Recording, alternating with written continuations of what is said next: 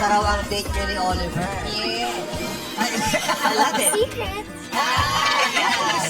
Napansin ng eagle-eyed netizens na finalo ulit ni Miss Universe Philippines 2023 Michelle D ang Especially For You, searchy na si Attorney Oliver Mueller sa Instagram. Kamakailan lang ay hindi nakaligtas sa mata ng mapanuring netizens ang biglaan umanong pag-unfollow ni Michelle D kay Attorney Oliver Mueller sa Instagram.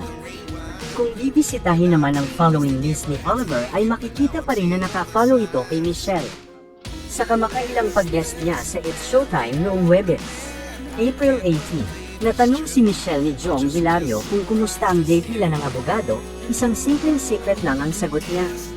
Ayon sa mga netizens, ang pag-unfollow umano ni Michelle ay nangyari matapos muling bumisita si Oliver sa It's Showtime noong April 16. Si Oliver, ang nag-viral na searchy, na napiling maging kadate ni Michelle nang sumalang ito sa special episode ng Especially For You sa unang araw ng pag-ere ng Kapamilya Noontime Show sa GMA7 noong April 6, 2024. Usapan ngayon ang bagong litrato ni Attorney Oliver Mueller, looking fresh. Attorney Oliver Mueller spotted sa Ironman 70.3 Laco-Laco, komento ng mga netizens. Mukhang fresh naman si Attorney bagay kayo mo ni Kim ang kaimo sa lisuran si Kim. Very much good look ang Attorney. Kim Oliver perfect match. Attorney bagay kayo mo puro Bisaya.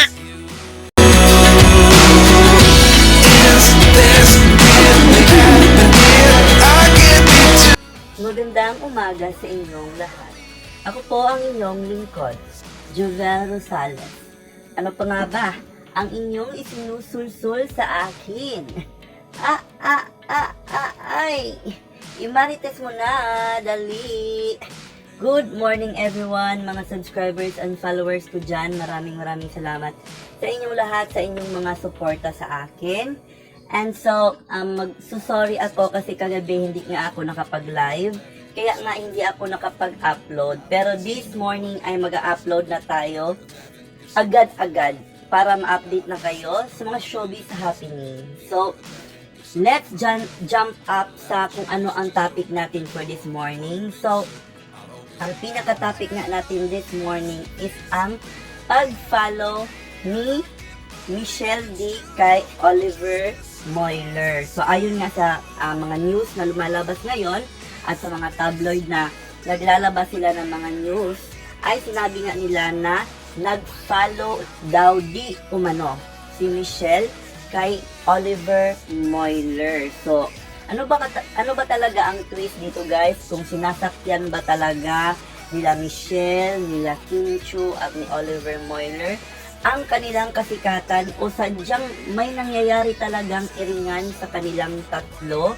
Or kung meron man, sino ba talaga ang may gusto kay Oliver at sino ba talaga ang yung parang alam mo na hindi nagugustuhan ni Oliver. So hihimay-himayin natin, no. So nung una is nagkasama talaga si Oliver Mueller at si Michelle D sa Especially For You na segment ng Showtime. At matatandaan natin na after ng kanilang date is parang walang nangyari kasi nga parang itinatambal si Kim Chiu kay Oliver Mueller. May mga naglalabasan pa nga ng mga balita na parang umalis si Kim Chiu at parang nagpunta siya ng dagat or something na nag-rest siya. Tapos may nag-picture daw sa kanya na lalaki at sinasabi pa doon sa blind item na daho ang guy na nag-take ng picture kay Kim Chiu. So parang nilalagyan nga nila. Parang sinasabi nila na ang nagbigay nag-take ng picture doon is si Oliver Mueller. Pero hindi naman natin talaga yun ma-confirm kasi wala namang confirmation. Pwede naman na yung staff lang ni Kim Chiu ang sa kanya, nag-take ng picture sa kanya. Diba? Parang hina-hype up lang ng mga supporters niya na parang may ibang taong nag-take ng picture niya, diba? Hindi naman natin kasi yun masabi kung talagang si Oliver ba talaga ang nag-take ng picture kasi wala namang confirmation. At ayun na nga, ay kahapon nakita nga natin na nag-post ulit ang mga news items na nag-follow daw di umano si Michelle D kay Oliver Moyler. So, ano ba talaga to? Sino ba talagang nagugustuhan ni Oliver Moyler dito? Si Kim Chiu ba talaga? Or si Michelle D? No? At sino kaya ang maghuhupya sa kanila? Na pagkatapos nito is makikita natin na luhaan at walang karelasyon, ganyan-ganyan. Sino ba talaga ang umaasa lang? At sino ba talaga ang totoong nagugustuhan ng lalaking ito ngayon na ano mo yun, yung pinag-uusapan ng mga tao. So, I leave it to you. So, ano ba yung makukuha nating lesson dito, no? Ang makukuha natin na lesson dito is, huwag tayong umasa agad. May mga tao talagang paasa. Hindi ko sinasabi na paasa yung si Oliver, no? Pero sinasabi ko lang na kung merong magpapakita sa'yo ng kabutihan, either it's a relationship or not, huwag tayong maniwala agad kasi hindi ibig sabihin na mabuti ang isang tao is hindi na siya insecure or hindi na siya inggit sa'yo. May mga tao talaga nagpapakita ng kabutihan dahil may nakukuha din sila sa'yo na pabor. So, let's, na kung meron man tayong pinagkakatiwalaan, wala tayong ibang pagkakatiwalaan kundi yung faith natin kay Lord at yung paniniwala natin sa sarili natin. Hindi dapat tayo umasa sa ibang tao. May sariling pera dapat tayo para ano man ang mangyari, pinaasa man tayo sa love life or sa buhay, meron tayong panangga na pera panglaban sa kung sino man na mga tao na gustong sumira sa atin. Yan lang ang ating kaalaman this morning. So, yun lang ang masasabi natin guys, no?